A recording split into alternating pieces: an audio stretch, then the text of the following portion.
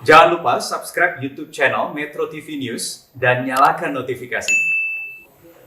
Untuk membahas mengenai pemberian insentif bagi industri media yang terdampak COVID-19, sudah bergabung bersama kami Ketua Komisi Hubungan Antar Lembaga dan Internasional Dewan Pers, Agus Sudibyo, dan kami akan mencoba menghubungi Koordinator Task Force Media Sustainability, Bambang Harimurti. Kita ke Pak Agus terlebih dahulu dari Dewan Pers. Selamat pagi, Pak Agus. Selamat pagi, Mas. Iya, Pak Agus, sebelum kita masuk ke respon dari industri media, karena memang kita lihat dari perspektif media,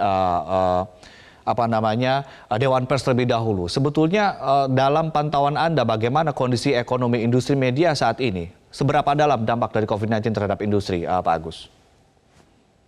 Ya, sebagaimana sektor industri yang lain, industri media juga mengalami kontraksi, mengalami krisis yang cukup serius dan semakin serius kalau keadaan ekonomi tidak membaik dalam 1-2 bulan ini. Jadi pandemi ini menyebabkan krisis di semua bidang termasuk media gitu.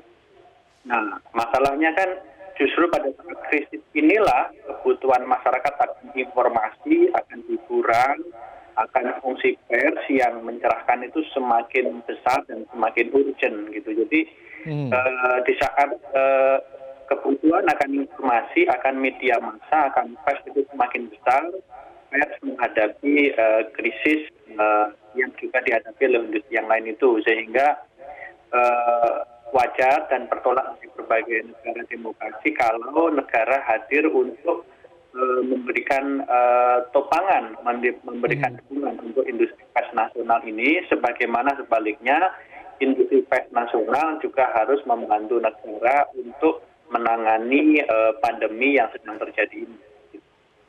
Baik, Pak Agus, industri media dalam hal ini juga pers itu kan berbeda atau punya kekhasan dibandingkan dengan industri yang lain. Dari Dewan Pers, apa catatan yang harus digarisbawahi oleh pemerintah yang memberikan insentif maupun bagi media yang mendapatkan insentif nantinya?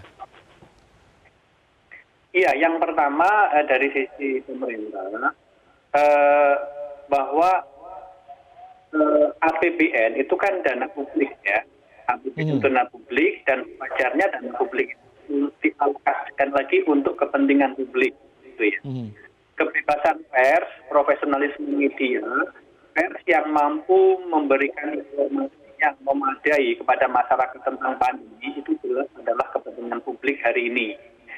Pengalaman banyak negara menunjukkan keberhasilan menangani pandemi sangat tergantung pada keberhasilan menangani komunikasi massa atau komunikasi publik. Gitu ya. Jadi wajar kalau negara hadir memberikan insentif kepada pers gitu. Sebaliknya dari teman-teman pers hendaknya dukungan negara ini tidak mengurangi independensi dan sikap kritis pers terhadap penyelenggaraan kekuasaan di negeri ini gitu. Yang pertama itu, yang kedua pers nasional juga mesti memahami keadaan pemerintah hari ini bahwa secara ekonomi pemerintah juga mengalami krisis.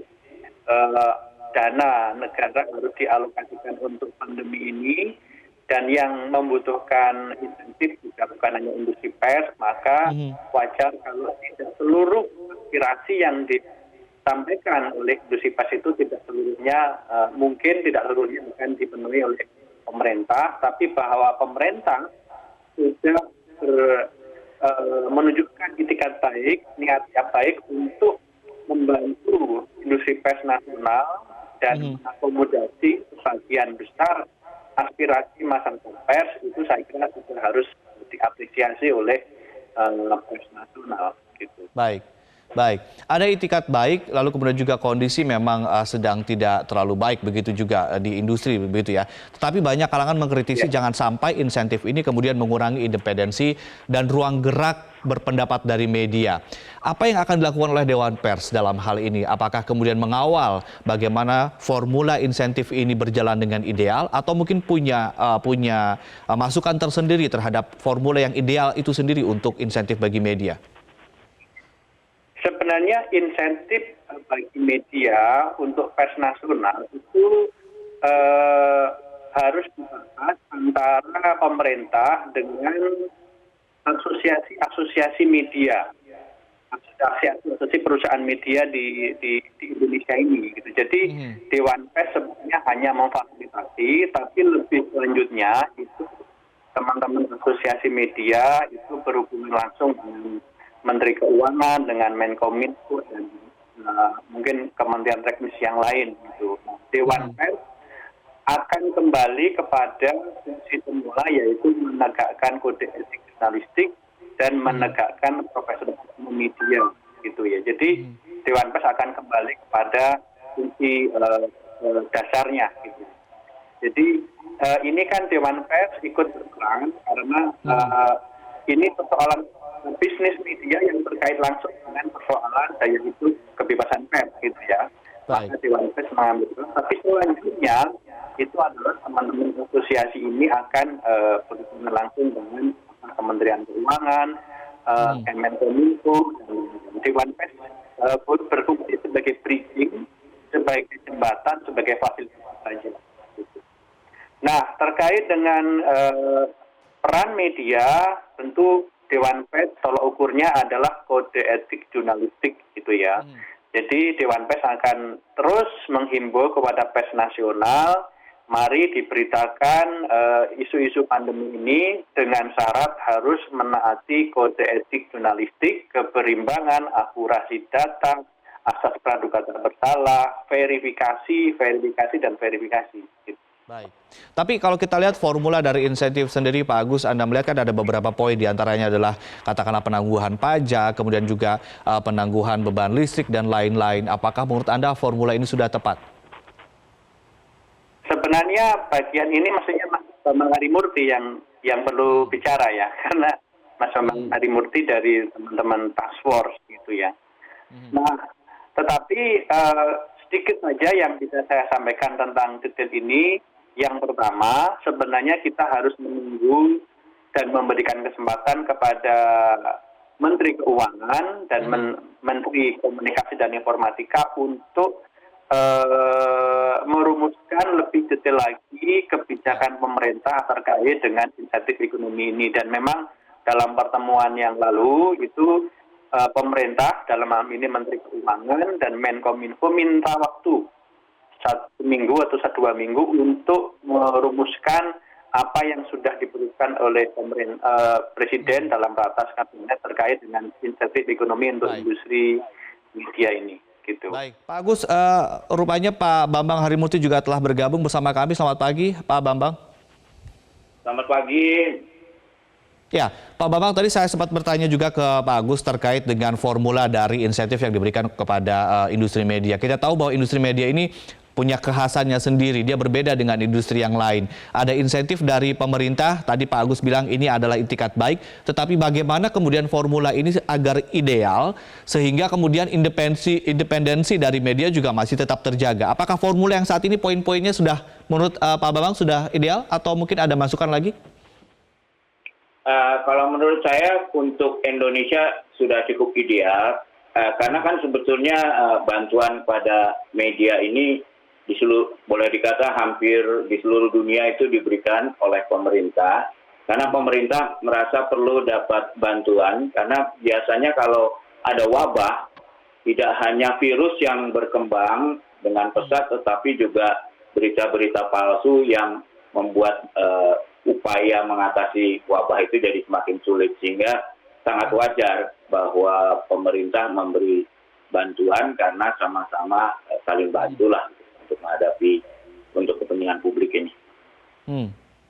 Baik, tapi Pak Bambang tadi juga saya sempat tanyakan, ini kan yang perlu digarisbawahi adalah banyak juga yang mengkritisi bahwa jangan sampai ini kemudian mengurangi independensi dari media. Apa yang kemudian ingin Anda sampaikan kepada pemerintah sebagai pihak yang katakanlah punya inisiatif dan juga punya niat baik, itikat baik, apa yang kemudian disampaikan kepada pemerintah dan juga apa yang disampaikan kepada teman-teman industri media sendiri agar kemudian independensi ini masih tetap terjaga? Ya, saya kira begini ya. Pertama untuk jenis bantuan.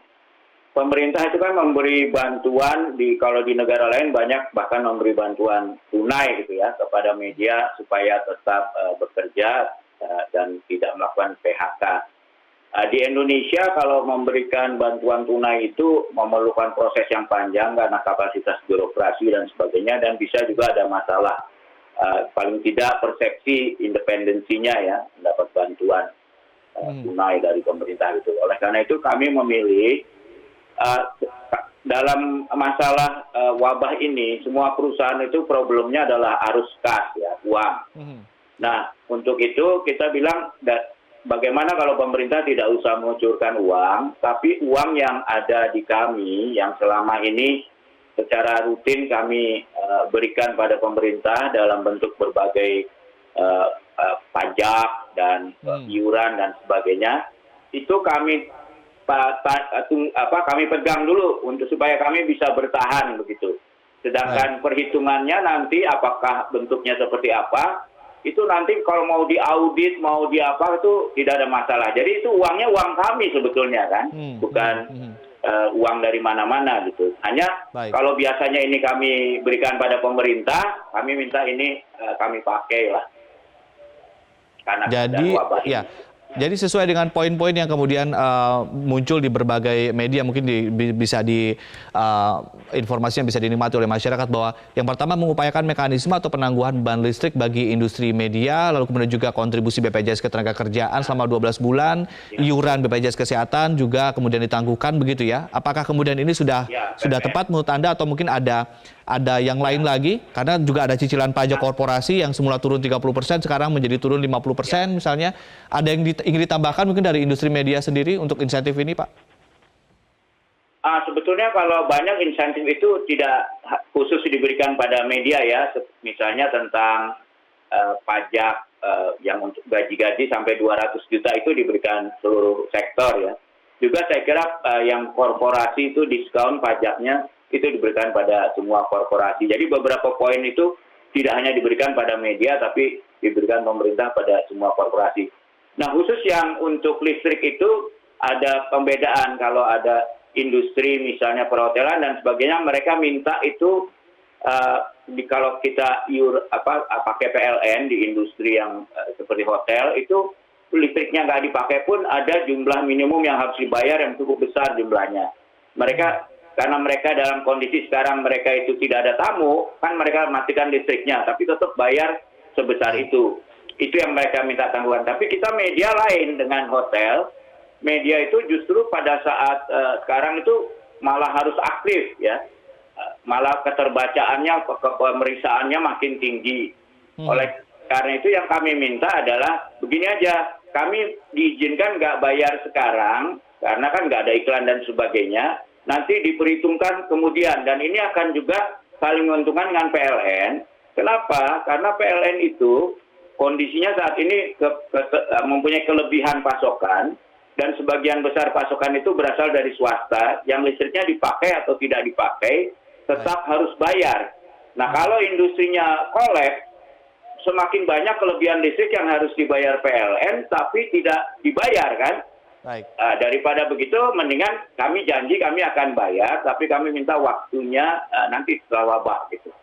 Baik, Pak Bambang dan Pak Agus, nanti kita akan sambung lagi perbincangan ini, dan pemirsa tetaplah bersama kami, Metro Pagi Prime Time segera kembali.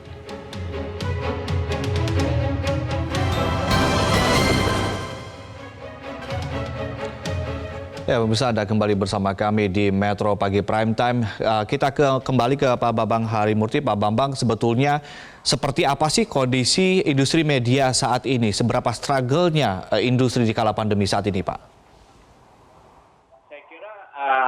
Di Indonesia kondisi media secara ekonomi cukup berat, juga tidak hanya di Indonesia, sebetulnya boleh dikata di seluruh dunia lah. Laporan terakhir yang kami terima itu untuk media cetak saja misalnya sudah 50% yang melakukan pemotongan gaji dan 38% yang melakukan PHK ya. Dan demikian juga di media radio sudah banyak yang merumahkan karyawannya, dan bagi radio dan televisi tentu kalau listriknya sampai diputus karena nggak bisa bayar lah, itu yang paling bahaya, mereka akan berhenti beroperasi. Ini karena kue belanja iklan juga semakin turun begitu ya Pak Bambang ya? Ya, jadi begini, kami kan di Task Force ini tadinya dibuat bukan untuk wabah. Tadinya kami dibentuk untuk menghadapi yang namanya over the top ya, ancaman OTT seperti Facebook, Google, dan sebagainya. Sebab dua institusi itu aja, Facebook dan Google itu mengambil kira-kira 70% pasar iklan di seluruh dunia termasuk di Indonesia ya. Baik. Sehingga baru sisanya itu yang dibagikan, dan itu yang menyebabkan di seluruh dunia juga ada perlawanan untuk melakukan renegosiasi, dan tim ini tadinya dibentuk untuk itu. Nah sekarang dalam kondisi seperti itu tiba-tiba ada lagi hambatan dari wabah ini. Baik, sebelum kita ke Pak Agus, satu pertanyaan lagi ke Pak Bambang. Pak Bambang, ini juga ada satu poin yang sebetulnya menarik tapi juga bisa menjadi pisau bermata dua begitu ya. Ada satu poin yang kemudian dari insentif ini, kementerian dianjurkan agar mengalihkan anggaran belanja terutama iklan layanan masyarakat ke media lokal. Apa tanggapan Anda terkait ini? Saya kira itu biasa ya, ini sebetulnya malah terlambat karena kalau kita ingatkan Presiden sudah memerintahkan Menteri Pertahanan agar semua anggarannya dipakai untuk membeli alutsista lokal atau semua produksi lokal. Juga ke semua kementerian yang lain-lainnya juga Presiden memerintahkan untuk sebesar mungkin memaksimalkan belanja lokal. Ini kepentingan negara sebetulnya, bukan kepentingan kita. Jadi bukan kepentingan khusus media ya. Karena pemerintah itu sekarang menciptakan utang besar sekali sampai defisit juga mungkin bisa sampai 10%, mudah-mudahan nggak sampai segitu. Dan itu semua untuk dibelanjakan oleh masyarakat. Kalau dibelanjakan keluar, yang diuntungkan adalah ekonominya negara luar, bukan negara kita. Jadi dengan memberikannya pada lokal, pemerintah dapat dua, industri lokal tetap berjalan, dan juga defisit dari neraca pembayaran kita juga diminimalkan ya. Plus multiplier efeknya kemudian terjadi karena belanja pemerintah sangat besar begitu dampaknya bagi pemulihan ekonomi begitu Pak Bambang ya. Kita ke Pak Agus. Pak Agus, di saat pandemi seperti saat ini sebetulnya ancaman nyata bagi keberadaan industri media apa yang sebetulnya menjadi ancaman nyata begitu ya Pak Agus? Ya, jadi kan ancamannya itu double ya. Jadi yang pertama itu sebenarnya kan krisis yang dihadapi pers, industri media itu seperti yang dikatakan Mas Bambang tadi, bahwa belanja iklan nasional itu semakin tersedot oleh platform global gitu ya. Nah kalau belanja iklan itu tersedot ke sana, berarti uangnya jadi dananya itu tidak diputar lagi di Indonesia gitu ya, karena itu langsung direct gitu. Jadi sebenarnya kenapa pemerintah harus membuat kebijakan sosialisasi iklan itu untuk media nasional itu ya agar uangnya itu diputar di Indonesia, memberikan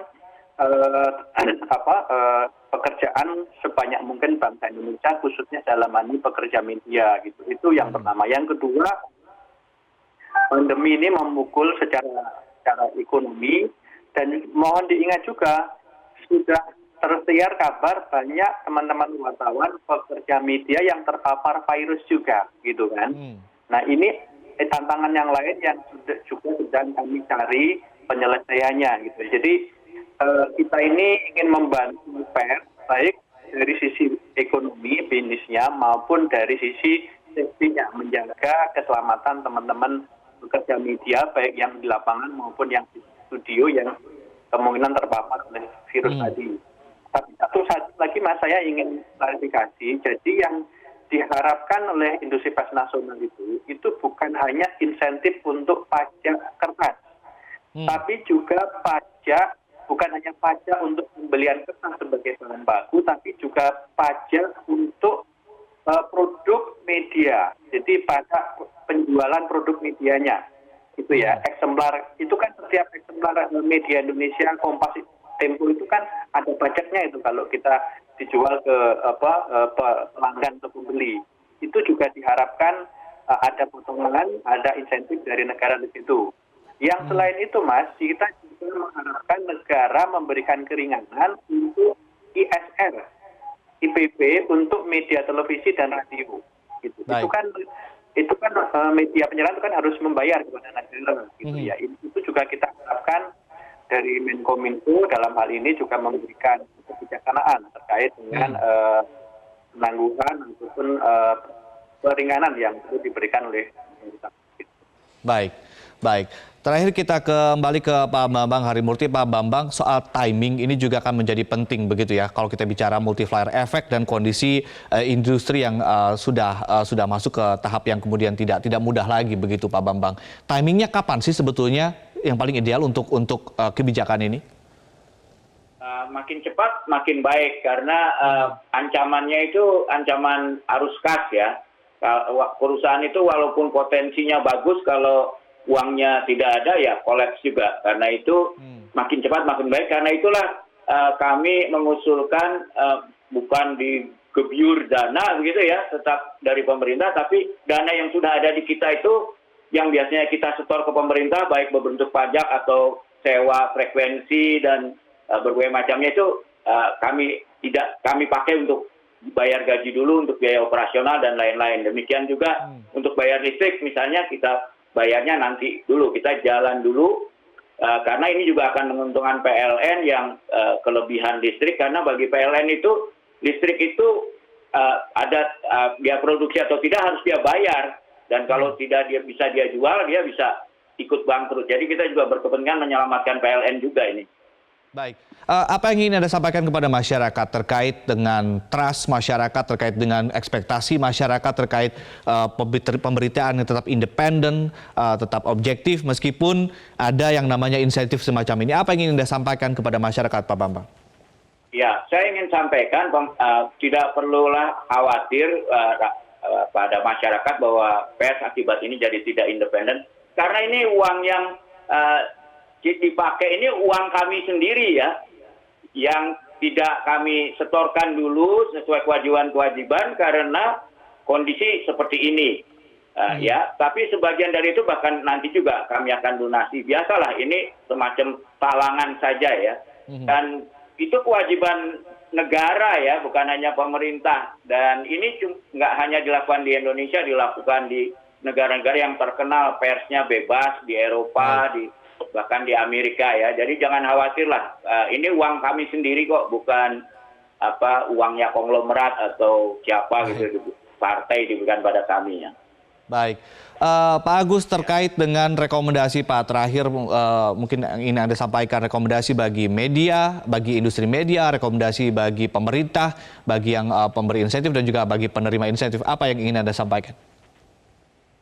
Ya, pertama bagi industri media, yang lebih penting lagi sekarang ini adalah kami menghimbau agar masing-masing perusahaan media itu memberikan jaminan keselamatan kesehatan untuk para pekerja medianya, gitu ya. Jadi kami mohon betul kalau ada karyawan perusahaan media, wartawan atau yang lain terpapar virus pandemi, mohon itu diberi perlindungan pelayanan yang memadai. Ini kami Dewan Pers sedang mencoba menghimpun sumber-sumber yang bisa membantu para wartawan, pekerja media untuk melakukan PCR swab test secara massal. Ini juga bagian tentu dari kontribusi PWI, AJI, DTI untuk melindungi teman-teman wartawan yang sekali lagi sudah sering kami dengarkan belakangan banyak yang terpapar COVID-19 ini, gitu. Yang pertama.